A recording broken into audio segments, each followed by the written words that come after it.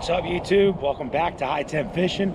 Tonight, I'm actually going to be doing some nighttime tarpon fishing. So I came out to one of the spots where I like to catch some tarpon and sent up a little bit earlier than usual. You guys probably know what that is just by seeing the pipes here. It's like the right after Boca Chica, the NES.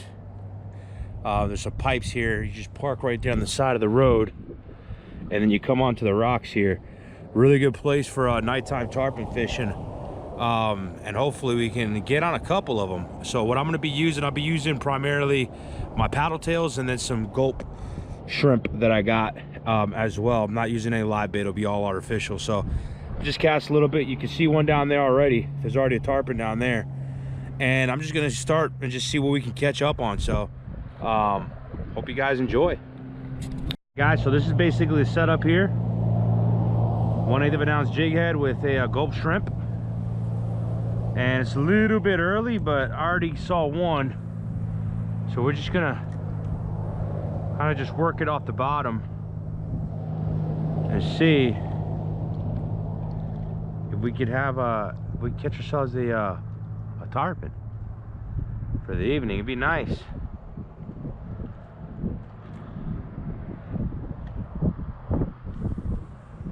Good spot for mangrove snapper too, and but much better at nighttime. You can catch bait out here as well. I caught pilchards and, you know, some pinfish out here as well. So it's an overall pretty decent spot to fish out of.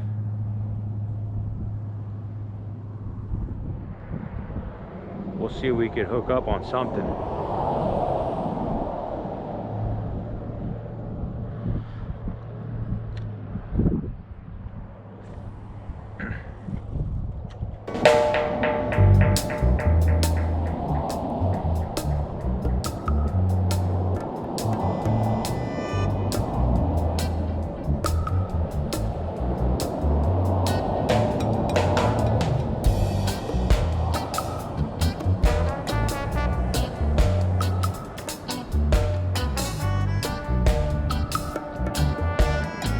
Already seen a couple tarpon. Oh, we got one. Oh, you spit it, you spit it. Oh yeah. I'm using this little jig head, but I don't got any leader.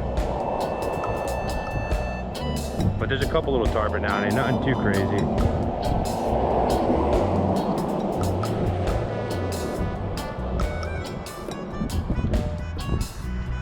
I've already seen, I think, 3 down here.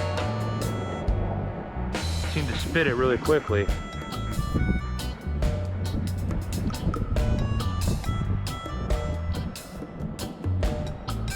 There's another tarpon coming out there. We'll kind of cut some slack on this side. We'll play that mangrove line there. Right over there.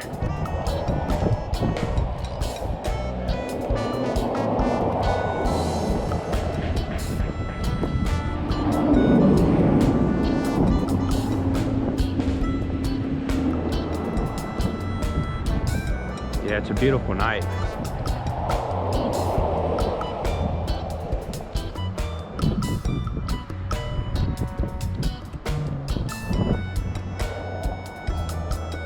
All right, guys, so I switched up to one of these DOA swim baits.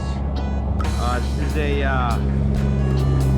5-inch. Might be a little bit bigger than I want, but it's okay.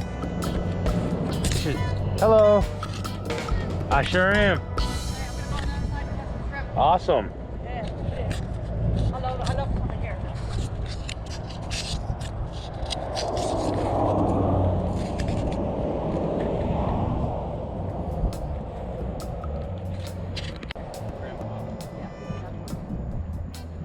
Is that your ex-boyfriend? I do.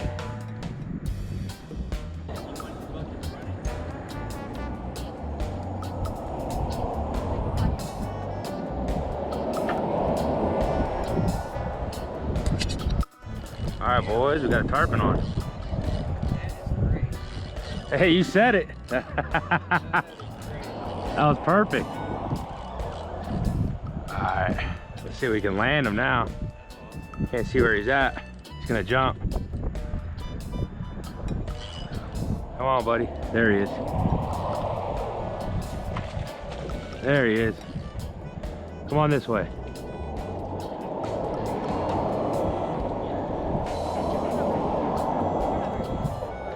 There we go. Oh, we stuck him pretty good. There we go. I got one here. That's a mangrove snapper? Yeah, big old Cubera. Oh, That's a keeper. Dad. Yeah, that's dinner. Oh, yeah. All right, boys, so this is what we caught instead. I thinking I hooked up on a tarpon, and we hooked up on a monster Cubera. Look at that fish. A monster Cubera snapper, boys. Let's go. Using gulp shrimp. Look at that. That mega Cubera. Big old snapper here. You're not even using chum. That's dinner. No, no chum. All right. We're going to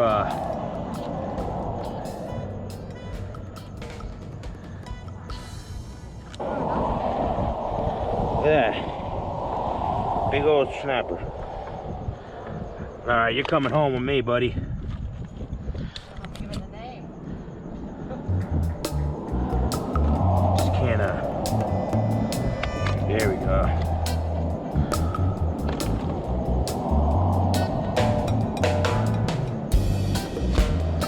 Come on, buddy.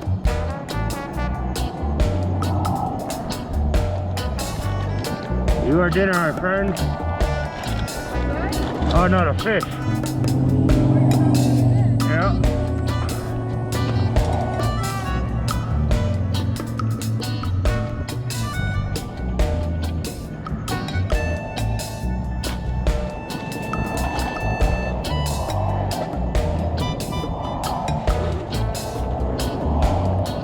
All right, guys, have a good night.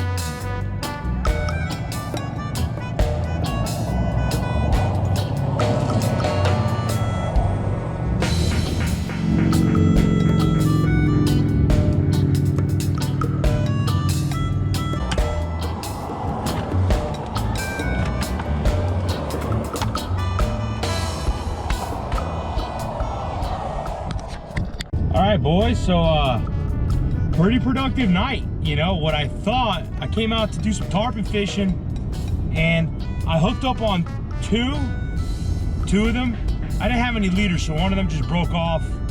I think it shaked it, and then the second one went into the mangrove live, and I never really run tight drag with tarpon, so I was setting the drag point on, it kind of got stuck, so I think he ran under the mangrove trees as well, and then it just cut off too. So I re-rigged a 1/4 ounce jig head with another of those gulp shrimp, which are fire, by the way. They're really good. I never used to use them, just started using them recently. And I'm sitting there, well, you guys saw the video.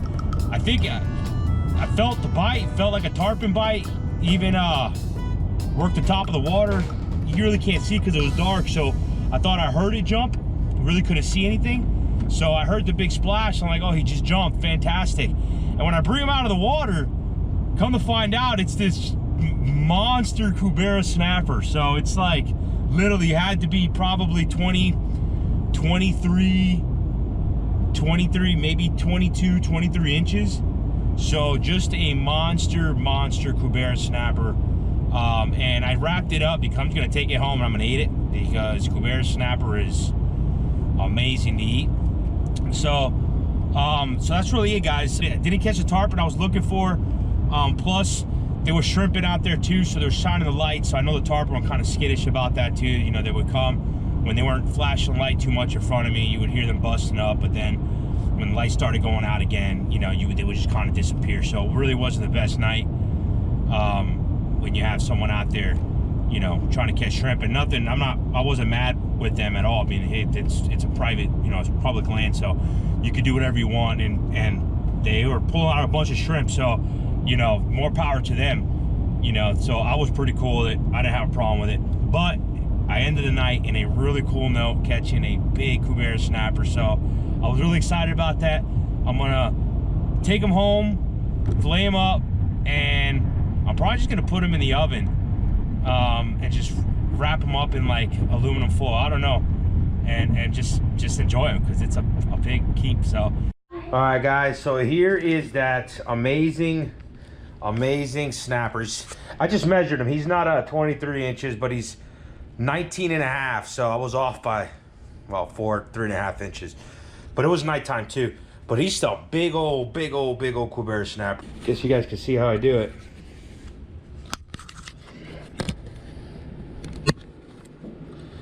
Okay, so these actually have some meat right above the head. So you kind of want to work your way around like that. But I'm thinking, I like to cook them whole, but that means I'd have to scale them. And I don't know if Anjali will want me to do that. So we're just gonna send them packing. That's it. He's officially done, son.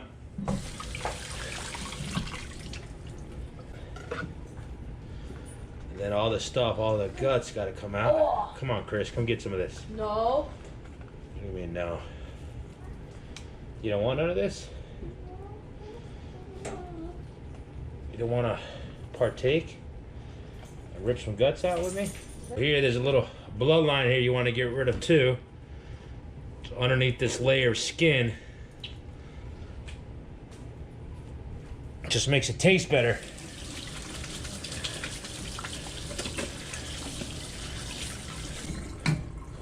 All right, so I'm gonna scale it real quick and then we're gonna prep it and throw it in the oven. All right, guys, so for this particular fish, what we're gonna do, I'm not gonna season it a whole lot, so I'm just gonna add some garlic to it. Right on top, I scored it a little bit. Just rub it in there really good. Add some on the inside. Some lemon.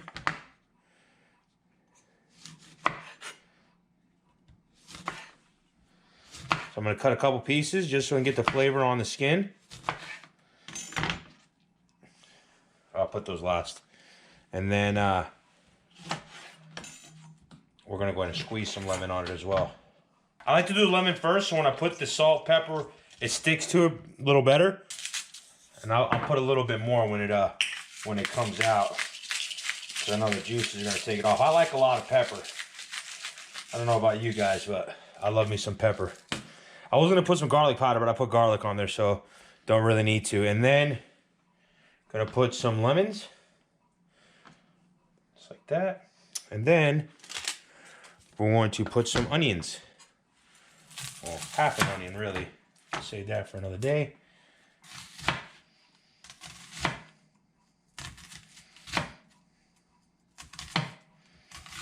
And then the onions, that's gonna give it a really good flavor. So we add as much as we can to it because onions are super good with everything. All right, then what we're gonna do, now this is a really big one. We're just gonna take this one here. We're actually just gonna wrap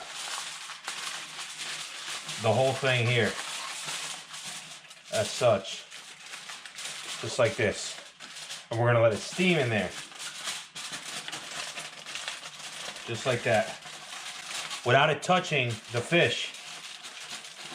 So you're creating it almost in like a little bubble. You see? It's not touching the fish, so it doesn't burn any of your vegetables or and that's it. And then here, this goes right into the oven. Put it at 375, let it heat up. 20 minutes, you're done. All right, everybody, let's take a look at what we got here. So what I did while this was cooking, I took a shower. I changed because Anjali said I smell a little fishy. I think that was pretty fishy to me, but we'll see. And I just sauteed up a little bit more onions, some tomatoes, some asparagus, just to get like a greens vegetable medley going. And I made some rice, some white rice. But let's take a look at the main event.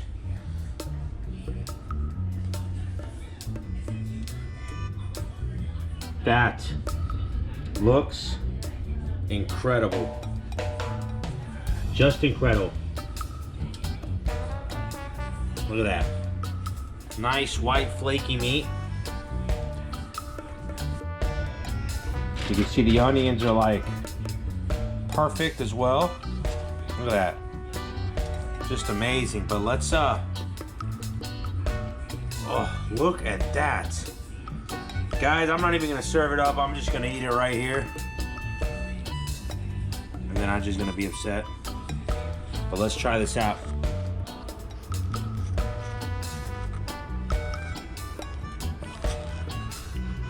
Oh my God. This is amazing.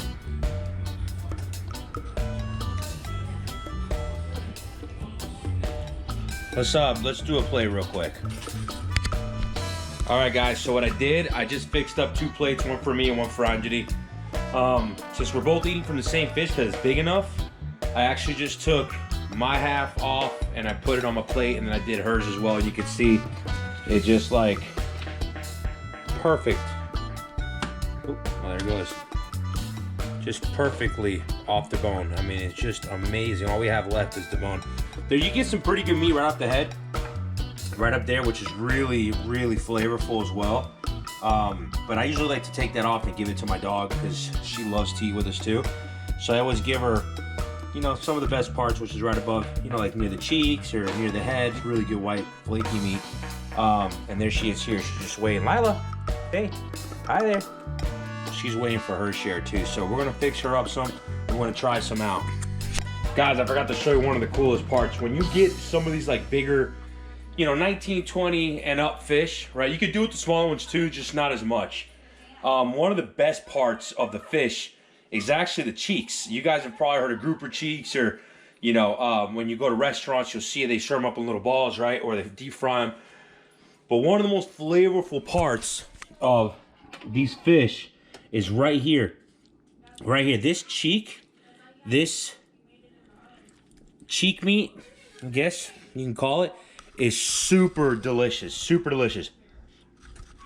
I mean, just super flavorful. And the least thing you want to do is discard the head, because you miss on, especially when they're a little bigger like that, you miss out on the cheek meat. And it's just one of the best parts of the fish. So I wanted to show you that. So just in case if you guys are catching some of these bigger snappers or anything bigger that, you know, that you're going to put in the oven, don't cut the head off. Or if you're going to cook it whole like that, don't discard the head. Take around the back here. Take some cut from here. And don't forget to get the cheek meat out, because it's super delicious, super flavorful, and you're missing out on some of the best parts of that fish. So like I said, I'm going to get some of this meat out of here for my dog, and we're going to sit down and eat some dinner. All right, guys. So what I did, I ended up making, let me bring it around so you can see. I did kind of a Cajun rice, and I really wanted to make it since the Popeyes opened up, and I didn't get a chance to get some Cajun rice there. I was in the mood for some, so I ended up making some myself, and some asparagus, onions, tomatoes, a little bit of garlic for like the greens, and then Cubera Snapper. Cooked it whole and then just took my side out. So let's see how it panned out, how it turned out, right? I know it turned out great because I already had some of the fish, but let's try some of this Cajun rice.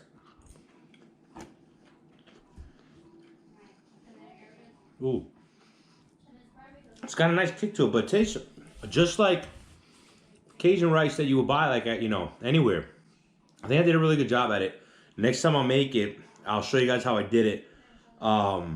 But it's really just took white rice, cooked it like I would normally, but in the water of the white rice is where I put a little bit of cayenne pepper, some red pepper flakes, a little bit of, what else did I put in there? Oh, and some tapatio sauce, which I love. It's a really good hot sauce, but I'll put a little bit. When you put it in the water, it takes the white rice and makes it more like that brownish color, right? To make that not dirty rice, but more of a Cajun rice, right? So, and it came out delicious, just like anywhere else. Tastes really good. But the main event time is this right here.